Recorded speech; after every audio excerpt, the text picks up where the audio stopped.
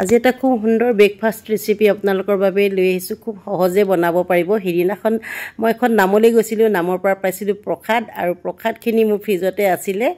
আৰু ৰাতিপুৱা মুখ হাত ধুই আহিছোঁ দেই।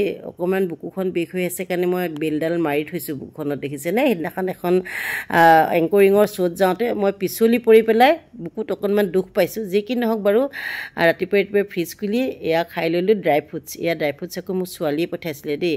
আৰু এই ড্ৰাই ফ্ৰুটছখিনি মই থৈ দিওঁ ডিপ ফ্ৰিজত, খুব ভাল হৈ থাকে। যিসকলে বাহিৰত থয় সেইসকলে ফ্ৰিজত থৈ চাবচোন, মচমচীয়া হৈ থাকে। সিদিনা এগৰাকী ভিউৱাৰ্ছে মোক মানে কমেণ্টত কৈছিলে যে বাইদেউ ভাদ মাহ আহিছে, আপুনি ফ্ৰিজটো খালী কৰি ৰাখক, নামঘৰৰ পৰা অনা মিঠাই ৰাখিবৰ কাৰণে। মই তেখেতক কৈছোঁ দেই, মোৰ অকল নামঘৰৰ মিঠাই ফ্ৰিজত নথওঁ, মোৰ ফ্ৰিজত ড্ৰাই ফ্ৰুটছৰ পৰা আদি কৰি বিভিন্ন বস্তু থাকে। যি কি নহওক বাৰু, এয়া মই প্ৰসাদ উলিয়াই ল'লোঁ। উলিয়াই পেলাই এতিয়া আৰু ৰেচিপিটোলৈ আগবাঢ়োঁ। ব'লক তেনেহ'লে একেবাৰে পাকঘৰলৈকে যাওঁ। এয়া আহি গ'লোঁ পাকঘৰলৈ, আৰু সুন্দৰকৈ মিক্সি জাৰটোত গোটেইখিনি মই গ্ৰাইণ্ড কৰি ল'ম। ইয়াতে আকৌ গুটি এয়া বেদনা গুটি আছে, বেদনা গুটিকেইটা বাছি লৈছোঁ, কিজানি তিতা লাগিবও পাৰে বাৰু। ৰ'ব মই ৰেচিপিটোৰ কথা কোৱাই নাই নহয়। মই এতিয়া চিল্লা বনাবলৈ গৈ আছোঁ। আৰু বহুতে বেচনৰ চিল্লা বনায়, চুজিৰ চিল্লা বনায়, বিভিন্ন ধৰণৰ চিল্লা বনায়। মই কিন্তু আজি প্ৰসাদৰ চিল্লা বনাম। আৰু কিছুমানে কৈ আছিলে মোক দেই, বহুকেইগৰাকী ভিউৱাৰ্ছে, যে বাইদেউ প্ৰসাদৰ চিল্লা ৰেচিপিটো দিবচোন। মই বহুত আগতে দিছিলোঁ এই ৰেচিপিটো। মই ইয়াতে আদা কাটি দিলোঁ, লগতে জলকীয়া 3টামান ভাঙি দিছোঁ। আপোনালোকে যিমান জ্বলা খায় সিমান জ্বলাই দিব। ধুনীয়াকৈ পেষ্টটো কৰি দিছোঁ। খুব পিহিকৈ পেষ্ট কৰিব কিন্তু দেই, মানে যাতে একেবাৰে মানে মিহি হৈ যায় আৰু তেনেকুৱা ধৰণে পেষ্ট কৰিব। আৰু মিক্সি জাৰটো আওখালি পেলাই অকণমান পনীয়া কৰি দিছোঁ, অকণমান নিমখ দিছোঁ।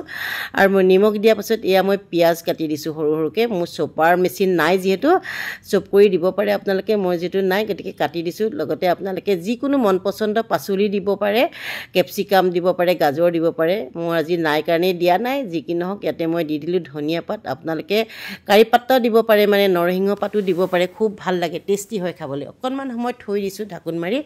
তাৰপাছত ঢাকোন মাৰি থৈ দিয়াৰ পাছত দেখিলোঁ অকণমান ডাঠ হৈ গৈছে। ডাঠ হোৱাৰ পাছত অকণমান পানী দি দিছোঁ দেই। অকণমান কিন্তু ৰেষ্ট কৰিব দিব বস্তুখিনি, লগে লগে নবনাব। লগে লগে বনালে কিন্তু চিলাটো ভাল নহয়। আৰু এইফালে পেনখন পাতি অকণমান ৰিফাইন অইল দিছোঁ। আপোনালোকে ঘি দিব পাৰে, বাটাৰ দিব পাৰে। মই যিহেতু ৰিফাইন অইল ভাল পাওঁ গতিকে ৰিফাইন অইল দিছোঁ। আপোনালোকে মিঠাতেলো দিব পাৰে, মন পচন্দ যিকোনো তেলেই দিব পাৰে, কোনো কথা নাই। আৰু এখন এখনকৈ সুন্দৰকৈ ভাজি লৈছোঁ এনেকৈ। খুব টেষ্টি, হেল্ডি আৰু খুব সহজে বনাব পাৰি, আৰু পেট ভৰে। আপোনালোকৰ সন্তানসকলকো যদি এনেকৈ টিফিনত দিয়ে, সিহঁতে কিন্তু বহুত বেছি ভাল পাব খাই। যিহেতু মই ইহঁত সৰু হৈ থাকোঁতে প্ৰায় চিল্লা বনাই দিছিলোঁ দেই এনেধৰণে, খুব ভাল পায় ইহঁতে খাই। তাতে অকণমান চচ দি দিওঁ, মানে কোনোদিন টিফিন ঘূৰিয়ে নাহে বাৰু। যি কি নহওক বাৰু, আপোনালোকে কোনে কোনে চিল্লা বনাই খাই ভাল পায় জনাবচোন।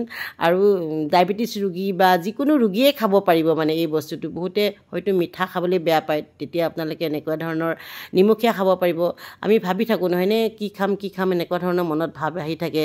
আমাৰ প্ৰায় মিঠা বস্তুটোলৈহে মনত পৰে, মানে চুজি বনালেও আমি মিঠা দিওঁ, চেনি দি খাওঁ বা গুড় দি খাওঁ। কিন্তু এনেকৈ যদি আপোনালোকে বনাই নহয়, আপোনালোকৰ কৈছোঁ নহয়, খোৱাৰ পাছত আৰু মানে ভাতলৈ মনতেই নপৰিব। সুন্দৰকৈ মানে একদম কম জুইত বনাব কিন্তু দেই। মই সেইটো বাৰে বাৰে ক'ম যে চিমটো একেবাৰে কমাই থৈ দিব। বেছি চিম যদি বঢ়াই দিয়ে, মানে গেছৰ ফ্লেমটো যদি বেছি বঢ়াই দিয়ে নহয়, মানে ভিতৰখন নিসিজিব, বাহিৰখন ৰঙা পৰি যাব। আৰু এনেকৈ সুন্দৰকৈ বনাই ল'লোঁ। এতিয়া ব'লক মানে ডাইনিং টেবুললৈ লৈ যাওঁ। আৰু সুন্দৰকৈ এয়া দেখিছেনে, ফুল চুল দি সজাই লৈছোঁ দেই। এই ফুলখিনি আকৌ সিদিনাখন অনলাইন মোক ল'ৰাই আনি দিছিলে, বোলে ৰেচিপি শ্বুট কৰিবলৈ তোমাক অলপ ফুল আনি দিওঁ। যি কি নহওক বাৰু, অকণমান চচ দিছোঁ। আৰু 1 কাপ লাল চাহ লৈছোঁ। চাহপাতখিনি পৰি আছে তলত, এনেকৈ থাকিলে খুব বেছি ভাল পাওঁ। অকণমান নেমু চেপি লৈছোঁ। এতিয়া যিহেতু ভাদ মাহ, আপোনালোকে প্ৰসাদ এভেইলেবল থাকিব ঘৰত, এনেকৈ বনাই খাব। লগতে এটা গমৰ লাডু দি দিছোঁ দেই। আৰু অকণমান সজাবলৈ চেষ্টা কৰিছোঁ। আমি এতিয়া সকলোৱে নামঘৰলৈ যাওঁ, প্ৰসাদ আমাৰ ঘৰত এভেইলেবল থাকে, আমি দাইল চাইল বনাই খাওঁ। এনেকৈ যদি চিল্লা বনাই এবাৰ খাই নহয়, সদায় বনাই খাবলৈ মন যাব। আৰু একামোৰ মাৰি খাইছোঁ, সঁচাকৈ বহুত বেছি টেষ্টি। আৰু আমাৰ ছোৱালীয়ে কিন্তু এই চিল্লা খাই বহুত বেছি ভাল পায়। মই যেতিয়া দিল্লীলৈ গৈছিলোঁ, তাই প্ৰায় কয় মা চিল্লা বনোৱা। মই তেতিয়া তাইক বেচনৰ চিল্লাহে বনাই খুৱাইছিলোঁ। যি কি নহওক, প্ৰসাদৰ চিল্লা এনেদৰে কোনে কোনে বনাই খাই পাইছে মোক কমেণ্ট বক্সত জনাব।